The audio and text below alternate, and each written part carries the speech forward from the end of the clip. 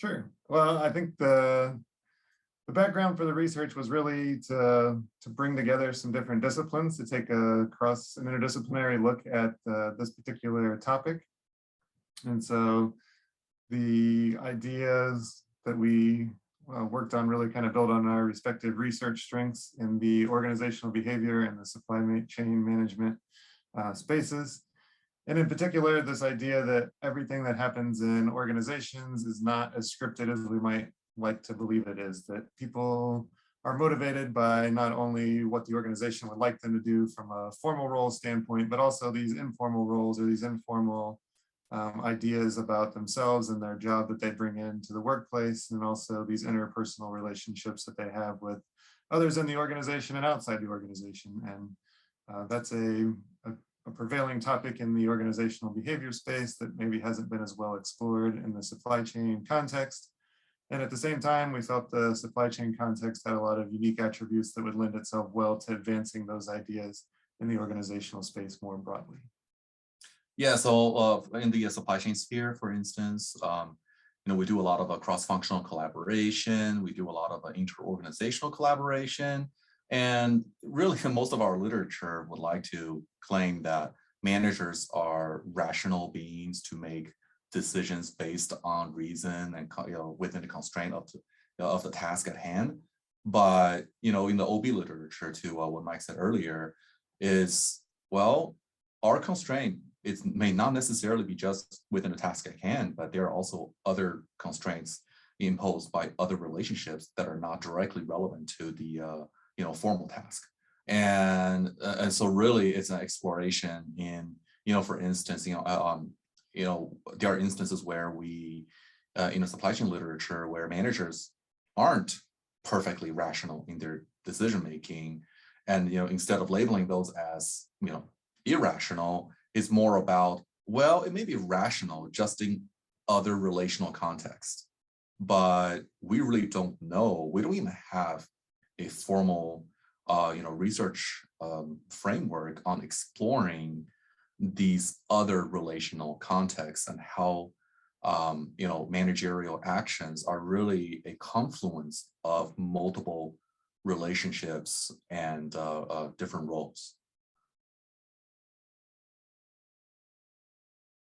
Well, the paper is mostly conceptual, and so as far as the research goes, on the supply chain side, I explored a lot of existing literature in terms of in which papers did the term relational multiplexity or different relational roles had surfaced, and then based off of that, try to tie it into organizational behavior literature, in which that Mike is an expert. Yeah, I think that's a good general summary. I think, as Henry mentioned, relational multiplexity, this idea that people have multiple roles and multiple relationships that they're kind of juggling at the same time, was really the framework we used to dive into this topic. And I think for me, coming out of the management space, one of the things we don't necessarily do particularly well is go from these very micro phenomena, like what's happening at the individual level, to these broader kind of meso and macro firm level outcomes. And so I think one of the things we've tried to do in this paper is get from how do these individual roles and these individual decisions that people make move up through the organization and allow the organization and its supply chains to more effectively or less effectively collaborate and to share resources and to build these synergistic relationships that allow the firm itself to compete more effectively or hinder that competition. And so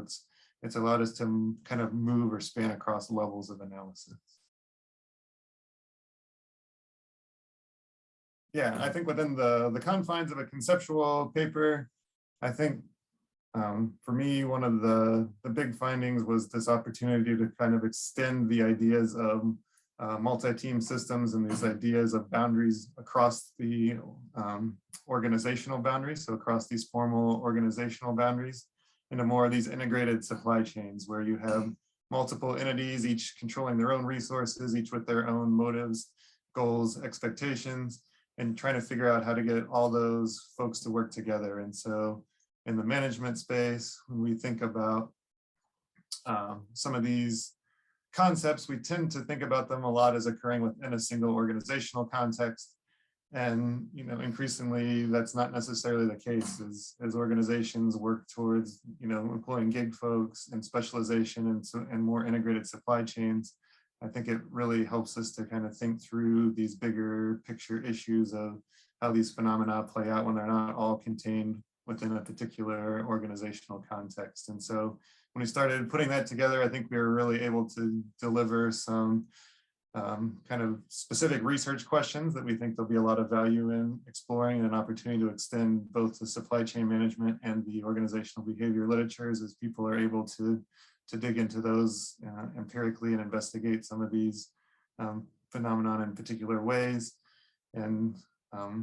think it really sheds some light on, or adds some nuance to how we think about the relationships that organizations have with each other and how they view each other, and also as individuals and how they see themselves. And I think that'll be valuable for people to continue exploring moving forward. Yeah, and from the supply chain side perspective, managers, especially supply chain managers, are almost always cross-experienced, cross-trained. In fact, most major organizations have rotation programs before a manager is actually promoted up to a supply chain manager level. And based on a lot of these organizational behavior literature, as much as the supply chain discipline talks only about, or mostly about, the benefit of cross experience, the multiple relationships that managers build through the rotation program are often either de-emphasized or not acknowledged altogether. And yet, as we know, that all of these relationships will one day be beneficial, but exactly how do they translate into benefit, and how long does it take to go to benefit? Or possibly there might be some harm caused by having too many of these relationships, because of our cognitive boundaries that we might have to push to the point of potential, burnout related to being asked to wear too many hats or juggle too many relationships. I think all of these are new avenues of research that are open up once we combine, really the best parts of, relational multiplexity literature in OB within the supply chain context. So I got a drawing on what Mike said about the changing form of work, gig workers. I mean, as organizations try to take advantage of technological advances to promote new forms of collaboration, to promote new forms of interaction among workers, period, a lot of the nature of relationships are between workers, among workers, are also changing, and as along with that, also the nature and process of collaboration, and with this relational multiplexity framework, it allows us to better explore and better understand just what does the future hold for the future of collaboration, especially as managers are being asked to carry out tasks in different capacities. And sometimes the multiple concurrent tasks may have conflicting objectives and conflicting incentive systems. It comes back to the title of the paper, how much of what managers do are rooted in personal motivation, and how much of it is rooted in what the organization wants them to do. And at the heart of it is this idea of role conflict, multiple roles, and how do supply chain managers reconcile differences imposed by these different roles. Yeah, I think it's a powerful vision for the future, and an opportunity, like Henry said, to really explore that space and get a better handle on maybe the actual functioning inside organizations, as opposed to this very kind of theoretical how it should be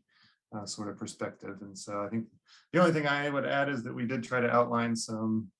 methods and techniques that might be able to be utilized to go down that path a little bit. So if folks haven't really thought about those kind of things, or that's not an area that they've spent a particular amount of research emphasis, we talk about some kind of more established traditional tools and metrics that are going to be useful at exploring that space, and also some of the more evolving, more recent introductions in terms of some of the machine learning and some other tools that are available to capture some of these behaviors and motivations, maybe in a way that would have been difficult to do in the past. And so we're hoping that with the combination of the new theoretical perspective and some of the potential methodological tools we've laid out, it'll be a great roadmap for people to build on these ideas moving forward. Yeah, there's one more thing I just want to also add is that we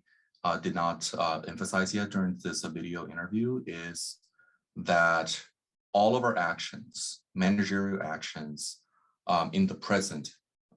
are a reflection of both of our past experiences as well as our future aspirations. Whereas in the supply chain literature, past experiences have been more or less acknowledged, but future aspirations and how they influence current behavior had been largely neglected, and yet, our future aspirations will directly determine our future roles, which in turn influence our behavior in the current role. And that is an avenue of research that is particularly innovative, that we hope that our papers stimulate a greater conversation.